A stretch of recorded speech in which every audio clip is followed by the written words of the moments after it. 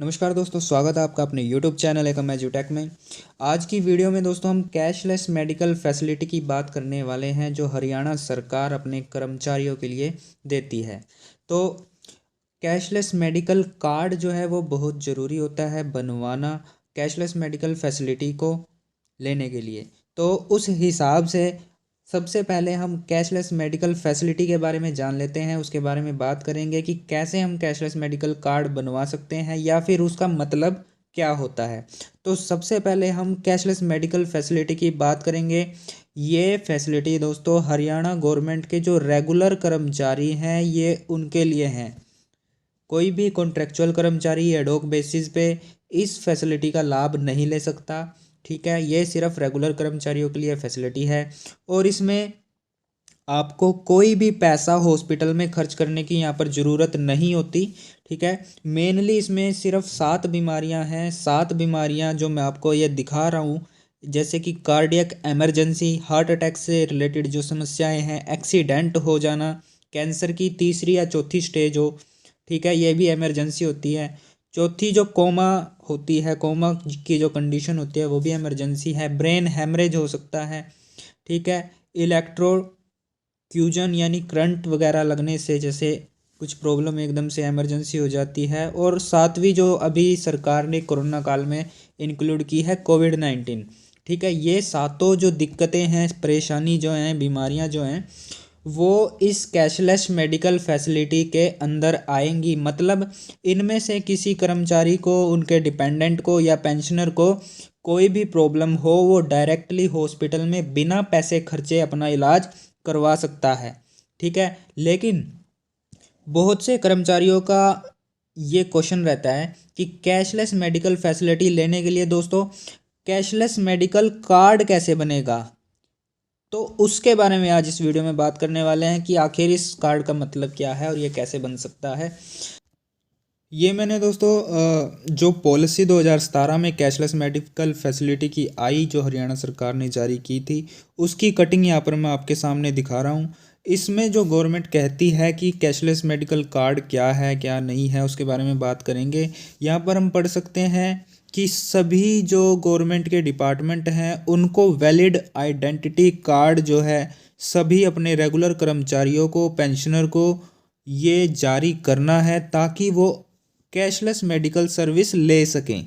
ठीक है, अगर कोई पेंशनर है दोस्तों तो उसको पीपीओ नंबर जो है उसके पास होना चाहिए। अगर कोई कर्मचारी जो सर्विस में है दोस्तों, उनके पास जो गवर्नमेंट आईडी कार्ड होता है, जो डिपार्टमेंट या ऑफिस बना करके देता है गवर्नमेंट आईडी कार्ड, वो होना चाहिए। और पेंशनर के पास होना चाहिए अपना पीपीओ नंबर ओनली। इसके अलावा और किसी दूसरे कार्ड की यहाँ पर ज़रूरत नहीं होती। और तीसरी चीज़ यहाँ पर क्या है कि आपको अपना पेई कोड पता होना चाहिए। जो पेई कोड होता है ना, जिसमें आपकी सैलरी आती है, जिससे आपकी सैलरी आती है या पेंशन आती है, तो हर कर्मचारी का पेई कोड होता है, यूनिक कोड होता है, वो आपको पता होना चाहिए। और आपको किसी अलग से किसी कार्ड की यहाँ पर ज़रूरत नहीं होती, ये आपको समझना है। पहले नंबर पर क्या है, आपका आईडी कार्ड होना चाहिए जो आपको ऑफिस से मिला है, अपने डिपार्टमेंट से मिला है। अगर आप पेंशनर हैं तो आपको पीपीओ नंबर आपके पास होना चाहिए। दूसरा, आपके पास जो पेई कोड है वो होना चाहिए ताकि आपकी जो अकाउंट डिटेल्स हैं वगैरह जो भी चीज़ है वो हॉस्पिटल मैच कर सके। हॉस्पिटल को सिर्फ ये चाहिए होता है कि वो ये पक्का कर सके कि आप ही रेगुलर कर्मचारी हैं, आप ही पेंशनर हैं। ठीक है, सिर्फ उनको इतनी आइडेंटिटी चाहिए होती है ताकि वो अपने पोर्टल में, जो उनका एक हेल्थ डिपार्टमेंट का पोर्टल होता है, उसमें आपकी जो पेई कोड की इन्फॉर्मेशन है या फिर आपकी आईडी से रिलेटेड जो भी इंफॉर्मेशन है वो डाल के वो पक्का कर सकें कि आप एक रेगुलर कर्मचारी हैं, ताकि उनको भी आगे सरकार से क्लेम लेने में कोई प्रॉब्लम ना हो। ठीक है, इतना समझ में आ गया होगा।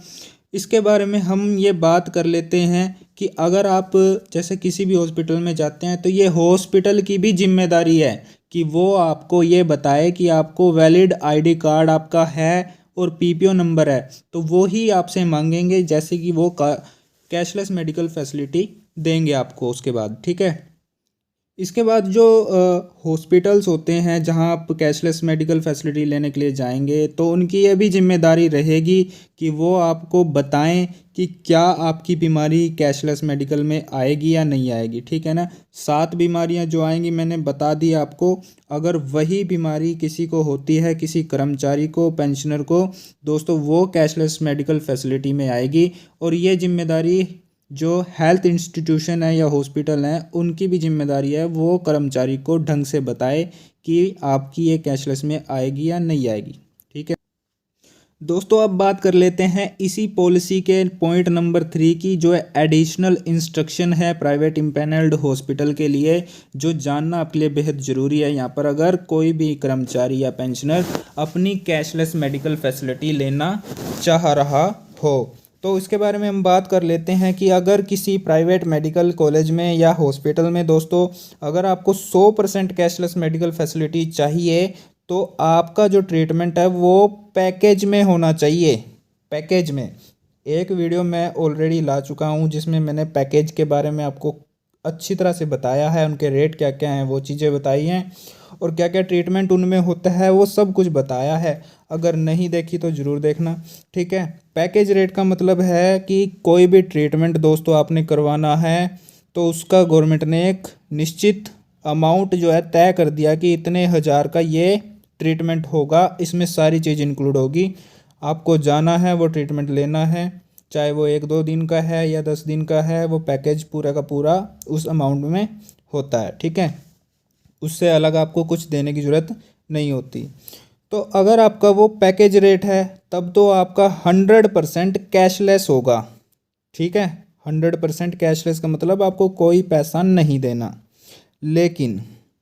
लेकिन अगर आपका नॉन पैकेज है, मतलब आप का जो ट्रीटमेंट होना है वो कोई उसका निश्चित नाम नहीं है, आपने हॉस्पिटल में नॉर्मल भर्ती हुए और जो भी प्रॉब्लम थी आपकी करवाई आपने, ठीक है, ट्रीटमेंट लिया, लेकिन वो कोई पैकेज में नहीं था, नॉन पैकेज था, तो उस कंडीशन में यहाँ पर थोड़ी सी जो है कंडीशन देखनी पड़ेगी कि क्या होगा। कि अगर इम्पैनल्ड जो हॉस्पिटल है अगर वो पीजीआई और 75% बैलेंस अमाउंट पर वर्कआउट होता है, ठीक है, तो उसमें आपको 80% तो कैशलेस मेडिकल फैसिलिटी मिल जाएगी, लेकिन बचे हुए 20% आपको खुद पे करने पड़ेंगे। समझ रहे हो। फिर आप कहोगे यार ये कैशलेस कैसी रही, कैशलेस का क्या मतलब। तो ये कैशलेस पॉलिसी के अंदर ही है कि 80% आपको पे करना पड़ेगा और 20% आपको 80% आपको कैशलेस मिलेगा, 20% आपको पे करना पड़ेगा। ठीक है, तो लेकिन जो 20% दोस्तों आप पे करोगे वो बाद में आपको वापस से मिल जाएगा। जो एग्जिस्टिंग पॉलिसी होती है अपने डिपार्टमेंट में, जो पहले रिबर्समेंट वाली पॉलिसी चली रही है, तो उसके ज़रिए आपको ये 20% वापस मिल जाएगा। ऐसा नहीं है कि आपका कुछ वेस्ट होगा, लेकिन ये 20% की कंडीशन रखी है ताकि इसका मिसयूज ना हो कैशलेस पॉलिसी का। ठीक है, इसी प्रकार एक और जो हॉस्पिटल है वो पीजीआई रेट पे ही अगर आपने ट्रीटमेंट लिया, अगर वो पीजीआई रेट पे ही होता है वर्कआउट वहाँ पर, जैसे कोई प्राइवेट हॉस्पिटल हो, ठीक है, तो उसमें क्या कंडीशन रहेगी, आपको 50% तो कैशलेस मिलेगा लेकिन 50% आपको खुद पे करना पड़ेगा। ठीक है, खुद पे करना पड़ेगा, जो बाद में रिबर्समेंट पॉलिसी के अकॉर्डिंग आपको वापस मिल जाएंगे। तो ये दोस्तों कुछ ज़रूरी जानकारी थी कैशलेस मेडिकल पॉलिसी को भी लेकर के, और साथ ही साथ कैशलेस मेडिकल कार्ड को भी लेकर के। आपको किसी भी तरीके की ज़्यादा टेंशन में नहीं पड़ना है। नॉर्मली आपके पास गवर्नमेंट आईडी कार्ड होना चाहिए, अगर नहीं है तो उसको जल्दी से जल्दी बनवा लीजिए। अगर फिर भी कोई इमरजेंसी आ जाती है तो दोस्तों इंट्रा हरियाणा पे आपकी आईडी होनी बहुत ज़रूरी है। वहाँ से आप अपनी जो प्रोफाइल है, सर्विस बुक हो या बायोडाटा हो, उसको आप प्रिंट करके हॉस्पिटल में ले जा सकते हैं, और वहाँ से जो हॉस्पिटल है आपकी आईडी को मैच कर सकता है, आपकी आईडी को कैच कर सकता है। तो उस कंडीशन में ये भी वैलिड होगी। सिर्फ हॉस्पिटल को यही चाहिए कि वो ये पक्का कर सके कि आप एक रेगुलर कर्मचारी हैं या पेंशनर हैं, इससे ज़्यादा कुछ नहीं। ठीक है दोस्तों, ऐसी ही और भी जानकारी के लिए दोस्तों चैनल को वॉच कीजिए, विजिट कीजिए चैनल पर भी, और चैनल को सब्सक्राइब भी कीजिए। लाइक और कमेंट तो बनते हैं। थैंक यू, धन्यवाद। जय हिंद, जय भारत, जय हरियाणा।